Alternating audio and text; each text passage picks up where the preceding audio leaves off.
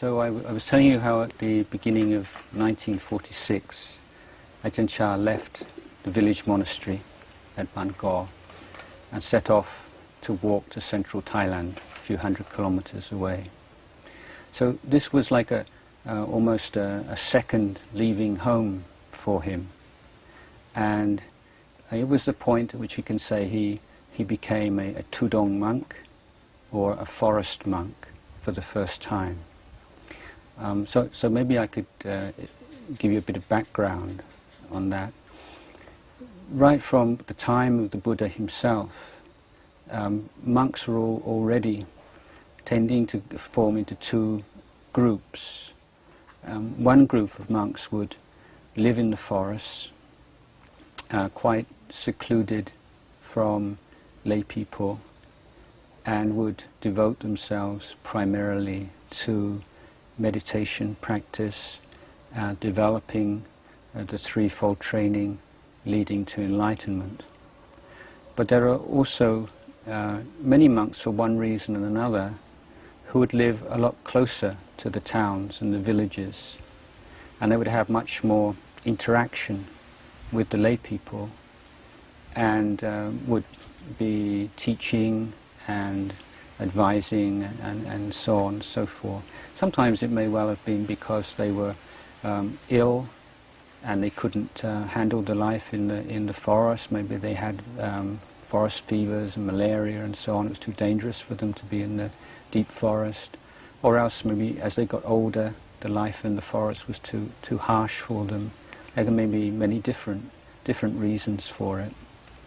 It may well have been that, speaking from experience these days, that maybe parents of monks were very ill and they wanted to be close to their family and to be able to give moral, spiritual support to them. So there are all kinds of reasons why this kind of division between the monks originated. And over the course of hundreds of years, thousands of years now, it's become a very kind of clear-cut distinction. And the monks who live in the monasteries, like the one I told you about before, right in the middle of the towns and the villages, tend to be devoted a lot more to academic study and to, we could say, priestly duties and interaction with the lay people, performing ceremonies and so on and so forth.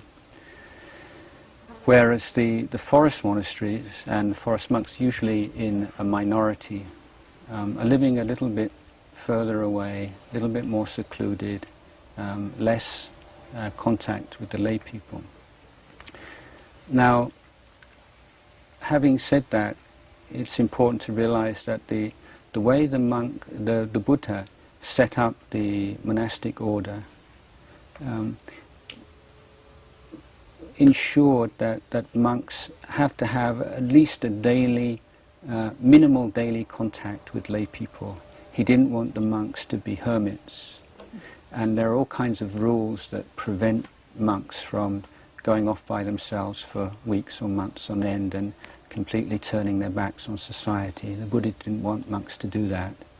So the forest monks have to go on alms round every day to walk into the local village and to receive their food, daily food offering.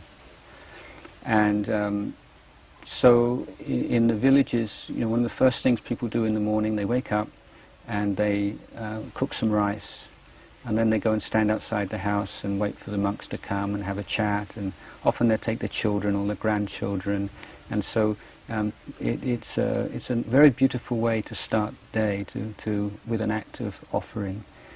And people in the northeast would often just put a small lump of sticky rice in the monk's bowl. So even the poorest person could offer something and feel they were contributing to the daily life of the monk and to support the monastery.